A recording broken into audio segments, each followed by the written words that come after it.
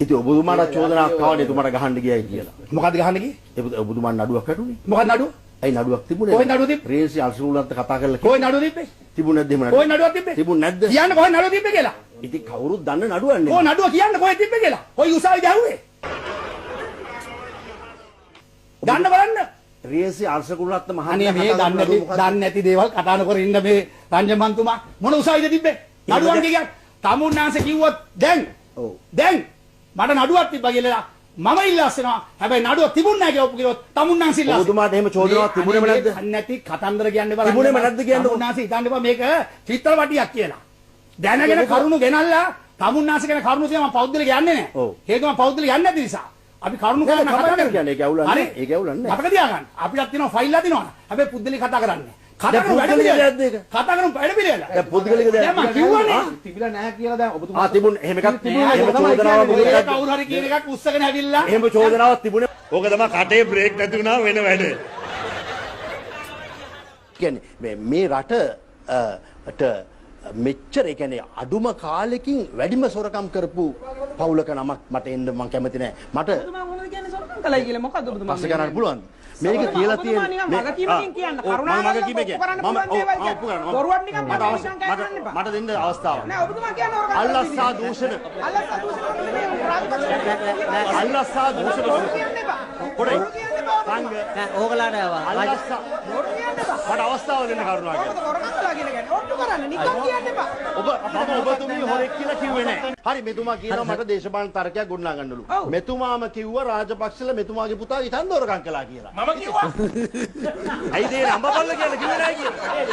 හරි අම්මපල්ල කියන්නේ අම්මපල්ල. ඕක තමයි කටේ බ්‍රේක් නැති වුණා වෙන වැඩ.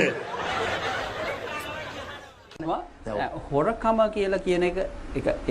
නමුත් දැන් කවුරු හරි එකපාරටම ඇවිල්ලා රංජන රාමනායක හොරෙක් කියලා කිව්වොත් එහෙම ඒක ඔබතුමාට වැදෙන විදිහ ටිකක් බරපතලයි. මොකද හොරෙක් කියන එක නීතිය ඉස්සරහා ඔප්පු වෙලා තියෙනවා. මිනිමරුවෙක් කියන එක නීතිය ඉස්සරහා ඔප්පු වෙලා තියෙනවා. ඒකට ඔබතුමා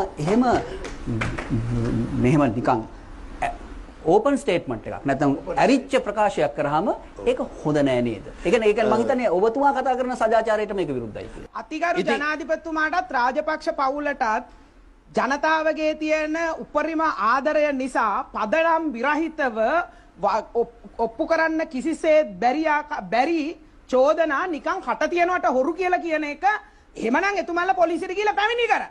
එහෙම නැත්නම් අල්ලස්සා දූෂණ කොමිසමට ගිහිල්ලා පැමිණිලි. ඕක තමයි කටේ බ්‍රේක් නැති වුණා වෙන වැඩ. ප්‍රශ්නද මේ කාරණේ කියන්නෝනේ. අල්ලස්සා දූෂණ කොමිසමේ සභාපතිතුමා ඇමතිවරු 100 ගාණක් මේ හොරගම් කරලා තියෙනවා කියලා කිසිම තැනක ප්‍රකාශයක් කළා නැහැ. මෙතුමා කටට එන මෙතන රංගපාන. කටට එන බොරුව කියන. එහෙමනම් ඒක ලිඛිතව පෙන්නන්න. එහෙනම් ඒක ලිඛිතව පෙන්නන්න.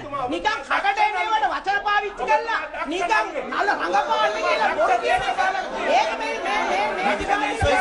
ඔක තමයි කටේ බ්‍රේක් නැති වුණා වෙන වැඩ. අර්ජුන් මහේන්ද්‍රන් මහත්තයා අරෙස්ට් කරන්න බැරි.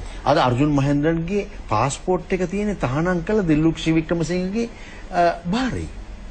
බ්‍රයිබරි කමිෂන් එකේ. ඔහු රට ගියා කියලා පහුගිය ටිකේ ලොකු කතාවක් ගියා. ඊට පස්සේ කතා කරපුවම ඔහු ඉන්නවා. මම අවශ්‍යම නම් පොඩ්ඩක් ඔබගේ කතාව කරගෙන යන්න. මම මේක එදාව ලයිව් එකෙත් කළා. මේ දැන් ඔබ මේක අහනවා කියලාත් මම දන්නේ නැහැ. අපි මම ගිය පාර මුදල් ඇමතිගේ ප්‍රශ්නයක් තිබිලා මම ටග් ගාලා ඒ වෙලෙම ගත්තා ඒක ඒ පුද්ගලයාට. ඒක තමයි වී යුත්තේ මේ ට්‍රාන්ස්පරන්සි කියන එක තියෙන්න ඕනේ. හරි. අපි දැන් එහෙම නොකර ඉමු. මොකද මේ අපි ඊයේ දවසේත් මුදල් අමාත්‍ය රවි කරුණානායක මහත්මයා මුණ ගැසුණු නිසා මුදල් ඇමති ඕනේ අපි අර්ජුන් මහේන්ද්‍ර මහත්මයාට නිකන් මහත්මයාට කරදර කරන්නේ නැතුව නෑ එතුමයි ඔබතුමා විශ්වාසයෙන් ඔබතුමා වගකීම ගන්නවද? කිසියම් දෙයක් සිද්ධ වුණේ නෑ. රටට හානියක් වුණේ නෑ. ලංකාවේ බදු ගෙවන පුරවැසියන්ට හානියක් වුණේ නෑ කියන කතාව ඔබ පිළිගන්නවද? ඒ ඇති. ඒ ප්‍රමාණවත්. මොකද මම කියන්නේ ඒ හලෝ අර්ජුන් මහේන්ද්‍ර මහත්මයා කතා කරනවා. මම Ranjan Ramanayake. hello Ranjan, how are you? I'm fine. අනේ සර් මට මේ පොඩ්ඩක් එක්ස්ප්ලেইন කරගන්න ඕන මම මේ ඉන්ටර්වියු එකට ඇවිල්ලා ඉන්නේ ඔබතුමාගේ પાස්පෝර්ට් එක තාම තියෙන්නේ දිල්ලුක් ශ්‍රීවික්‍රමසිංහ මැතිණිය ගාවද? නෑ දැන් මට ඔව්. ඔබතුමා මේ රට ගියා කියන්නේ බොරු කතාවක් නේද? නෑ නෑ මම රට ගියා අපේ ගිය සතියේ මම රවි කරුණාකර එමතුමාත් එක්ක මේ ජපානයකට ගිහිල්ලා ආවා. හදන්න තිබුණා අරමුවා කියලා සෑහෙන දේවල් කිව්වනේ. ඇත්තෙන්ම රත්තරන් අශෝක ඒක තමයි. එහෙම කිව්වනේ. එහෙම කිව්වහම ඒක ප්‍රශ්නයක් උනේ නෑනේ. හැබැයි දැන් ප්‍රශ්නයක් වෙනවා. මොකද හේතුව තවදුරටත් ඔබතුමාට කියන්න බෑ රත්තරන් වලින් කියලා. මොකද ඔබතුමාලා තමයි ඒව විමර්ශනය කරන්න ඕන. විමර්ශනය කරලා අපිට කියන්න.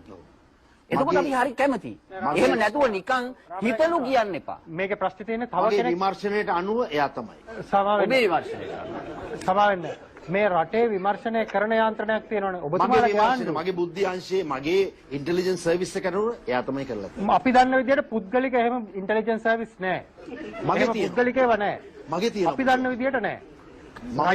රජයට තියෙන්නේ එකයි. රජය විමර්ශනය කරලා ඒක කියන්නේ. විමර්ශනය කරන්න. රජය විමර්ශනය කරලා කියන්නේ. මන් දන්න විදිහට එයා තමයි කරන්නේ. හරි. මොකද අපිට මේ දේශපාලනට හවුල් වෙන්න බෑ. සමාවෙන්න.